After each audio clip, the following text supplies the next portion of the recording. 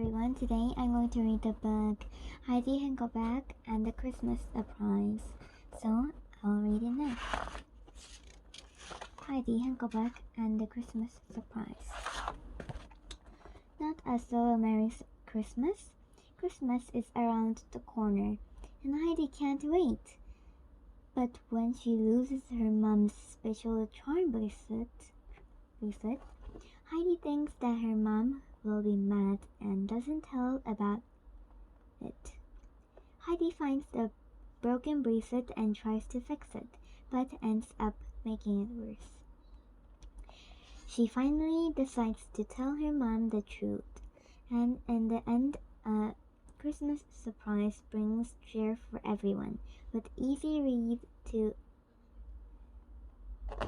Yeah, you should read books like this. Okay. Heidi Henkelbeck and the Christmas Surprise by Ivana Coven, illustrated by Priscilla Briss. Contents. Chapter 1. A Letter to Santa. Hey Santa, it's me, Heidi Henkelbeck. Now it's going up there at the North Pole. Hope you had a good year. Mine was very good. I hardly got into trouble, but you probably already know that. Bye. The way, do you really see me when I'm sleeping and know when I'm awake? And are you really magical? Hope you don't mind all the questions. Now I'd like to talk about Christmas. I only want one thing this year. Can you guess what it is? It's Princess Charming by Helen Cranstone. Princess Charming is a witch in disguise. I love that because it reminds me of me.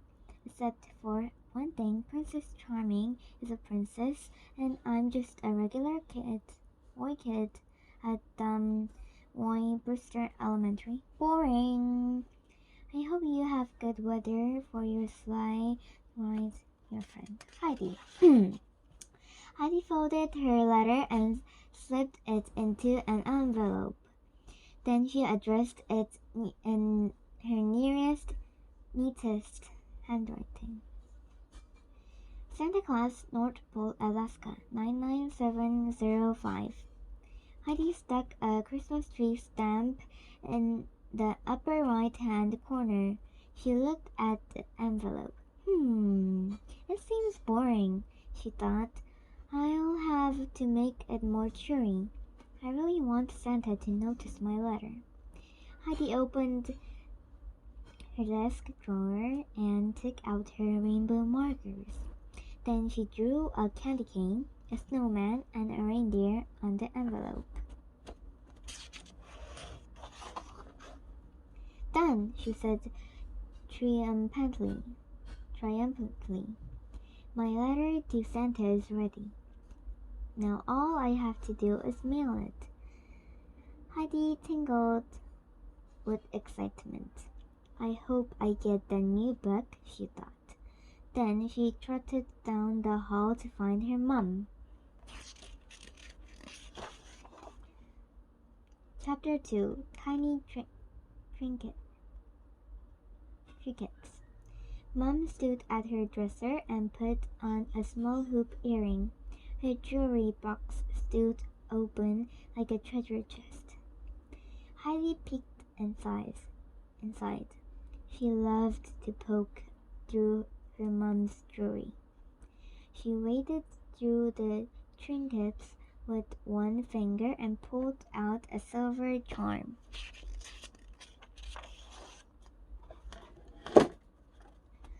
Bracelet. I've never noticed this before, thought Heidi. It's so beautiful.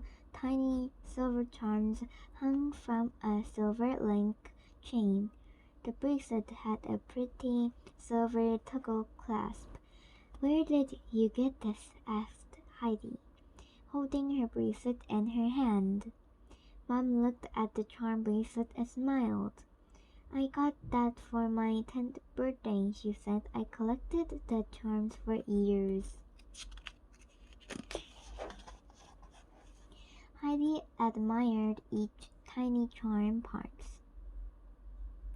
Some of the charms had movable parts.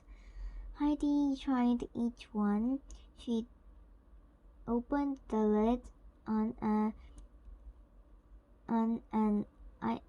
SD Bestie Jack in the box, and out popped a mini silver clown. She pushed the clown back inside. Then she opened a teeny tiny sunglasses case and pulled out a wee pair of sunglasses. She tucked them back inside. Then she pressed a button on a mini toaster and popped 2 slices of toast. "I love this bracelet," said Heidi. Mom brushed her hair and looked at Heidi in the mirror. "It's one of my favorites," she said. "Someday I'll give it to you." "Really?" said Heidi. Her eyes glowed white. "Can I try it on?" "Sure," Mom said. Mom wrapped the bracelet around Heidi's wrist and inserted the toggle into the loop. Heidi held out her arm and admired the bracelet. "I wish I could have it now," Heidi said. "How about when you turn 10?" said Mom. If I give it to you soon, it may slip off your wrist." Heidi shook the bracelet to see if it would fall off. It was only a teeny bit too big. She doubted if it would fall off. "Can I please have it now?" said Heidi. "I'll go so bonkers if I have to wait that long." "I'll let you try it on once in a while," said Mom. "Then it won't seem like such a long time to wait. But always remember to ask permission first, okay?" Heidi nodded. Then Henry galloped into the room. "Yee-haw!" he shouted. Heidi's younger brother had on a brown leather cowboy hat, a red bandana, and brown cowboy boots. Henry tipped his hat. "Howdy, partners," he said. "Howdy," said Mom. "Whatever," said Heidi. Henry noticed the bracelet on Heidi's wrist. "Where did you get that?" asked Henry. "It's in Mommy's jewelry box," said Heidi. Henry galloped to Mom's jewelry box and looked inside. He pulled out a long strand of pearls and swung them around on one finger. "Can I use it as a lasso?" he asked. Mom caught the twirling pearls in midair. "Let's find you a piece of rope instead," she said. "Heidi, would you find one for your brother? We have taupe in the rope in the garage."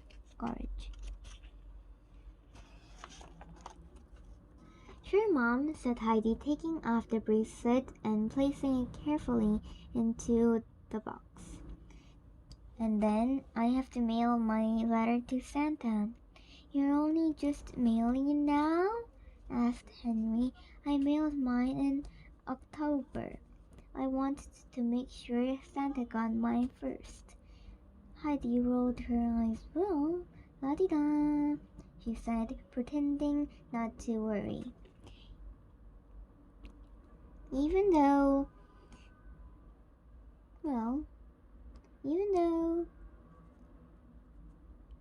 she really did, they raced to the garden.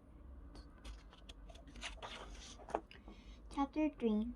Fit for a Queen. Heidi found a piece of rope on a hook in the garage. He handed it to Henry. "Don't struggle yourself, partner," said Heidi. Henry rolled his eyes. "Herdy her, said. Henry and Heidi put on their coats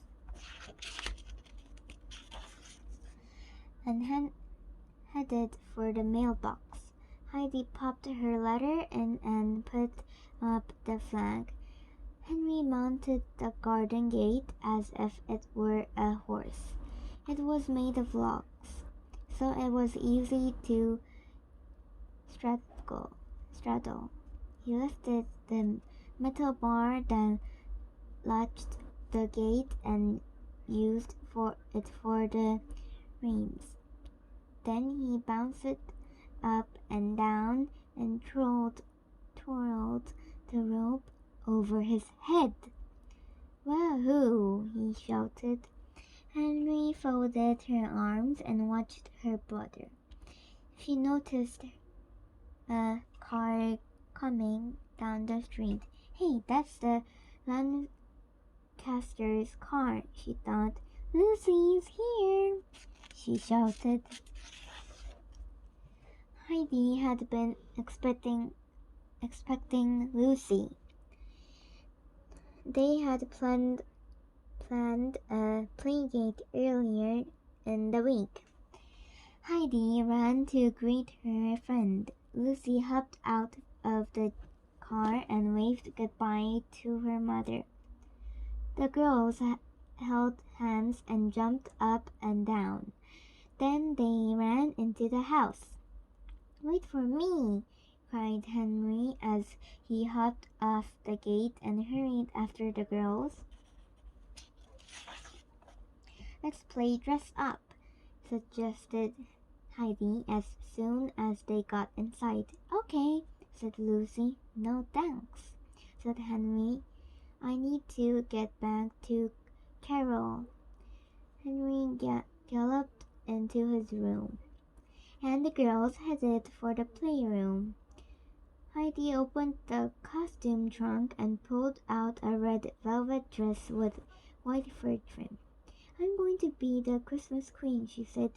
Lucy rummaged around in the trunk and pulled out a white satin dress. It had ruffles around the skirt and sleeves, and sparkly squeens all over. "And I'll be Princess Snowflake," she said. "It's a winter fairy." The girls changed into their dresses. Heidi put on a bejeweled tiara.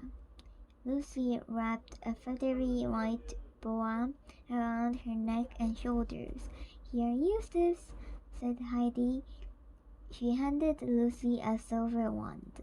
Then the girls each slipped on a pair of glittery, high-heeled shoes. "You look fabulous, darling," said Heidi.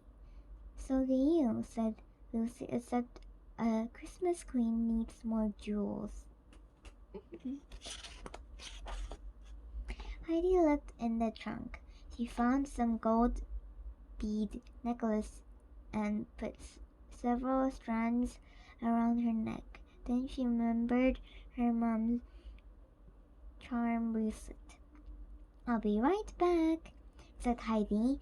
She ran into her parents' room. She popped open Mom's jewelry box and helped herself to the charm bracelet. "I'll just borrow it for a little while," she thought. "I'll put it right back when I'm done." Heidi zipped back to the playroom. "Look at this," she said as she held up the bracelet for Lucy to see. Lucy's eyes lit up. "So that's so... wow, it's so beautiful," she said. Heidi showed Lucy all the movable charms. Lucy worked each one. "Can you help me with the toggle?" asked Heidi. "Sure," Lucy said. Lucy stuck the silver T into the loop. Then Heidi shook her wrist. The charms tinkled.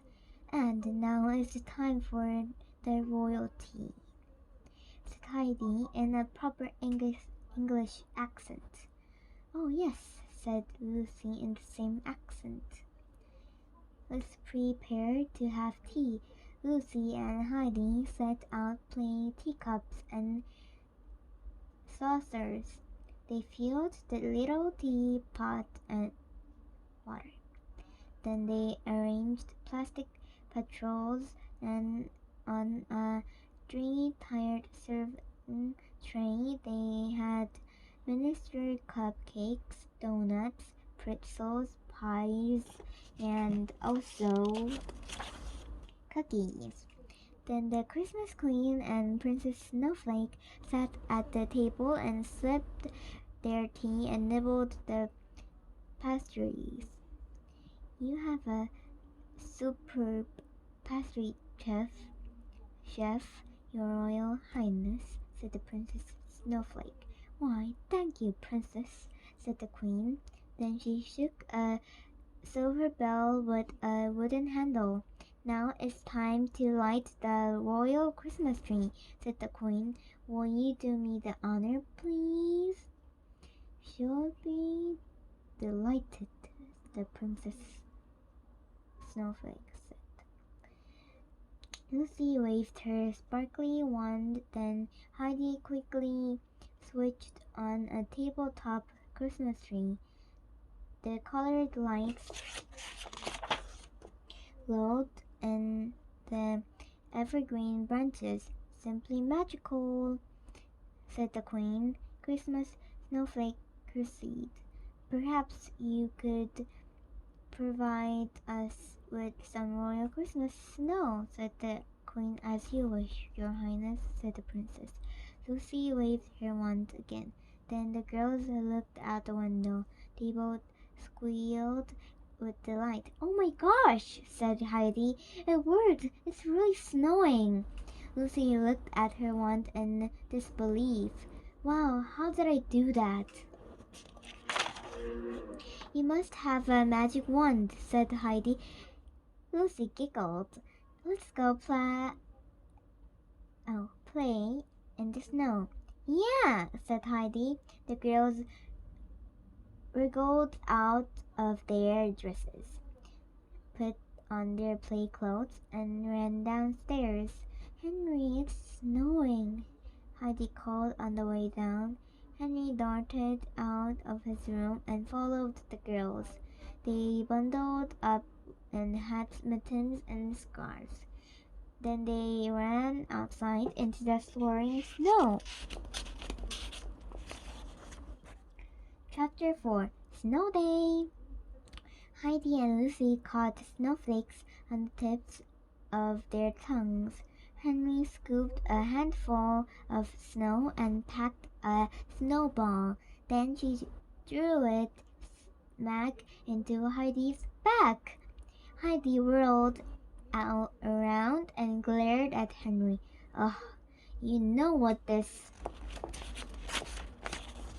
means, said Heidi. Henry shook his head. This means war. Henry squealed and ran from Heidi. Heidi mounted a ball of snow in her mittens and threw it at her brother. It whistled past his ear. Henry knelt down and made another snowball. This time he threw it at Lucy.